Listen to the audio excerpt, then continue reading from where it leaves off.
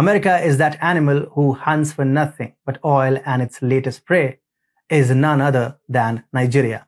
Let's begin with the video report. The US and UK have issued a warning stating that Nigeria is on the target of terrorists. Both countries told their citizens to avoid any non-essential travel to the nation.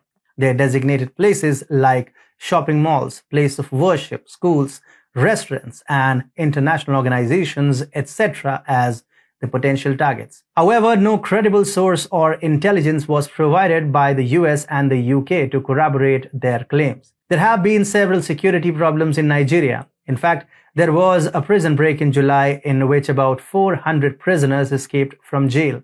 An Islamist group took responsibility for the jailbreak. Now, Nigeria is one of the largest nations in Africa in terms of resources, economy, population, and landmass. It is one of the largest oil producers in the continent, has a vast reserve of lithium, a population of 180 million, has a well-connected rail system, is the first country in Africa which employs technology in stock exchange, and is building a 6,000-kilometer gas pipeline project with Morocco. Strategically too, Nigeria is a very important nation in Africa. In the wake of Russia's military action in Ukraine and resulting sanctions imposed by the US and Europe, the West is looking for alternate sources of oil and gas.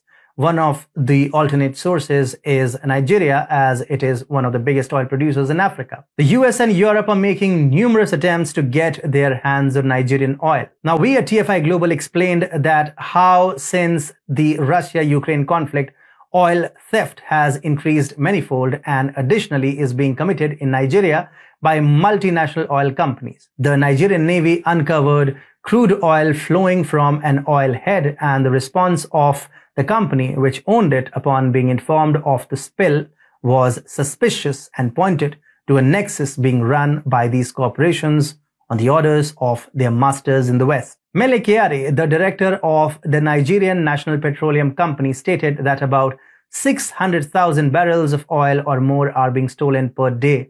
Nigeria slipped from first place to fourth place among oil exporting nations.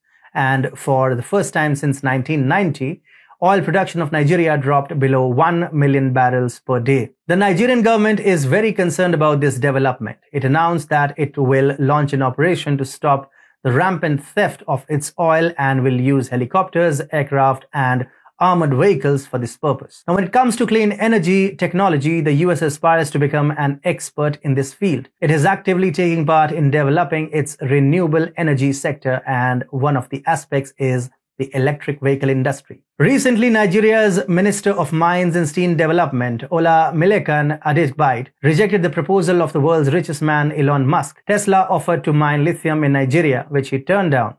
Instead, Adegbite asked Tesla to set up a battery industry in Nigeria, but he refused. Adegbite is aware of the criminal activities of these Western multinational companies which leave no stone unturned in extracting as much profit as possible from poor people in Africa and Asia. Adegbite knows that allowing an American MNC into his country would result in violation of the rights and freedom of Nigerian people and expose his country's resources to theft. For a very long time, the US has been trying to gain control of Nigeria's resources. The entire purpose of the AFRICOM is to make sure that the US government's plan to establish its dominance over the wealth and resources of African countries are successful. The whole point of US involvement in Africa is not to attain peace, assist in the quest to become a democracy, or safeguard the rights of people, but to plunder its rich resources like gold, oil, gas, uranium, copper, bauxite,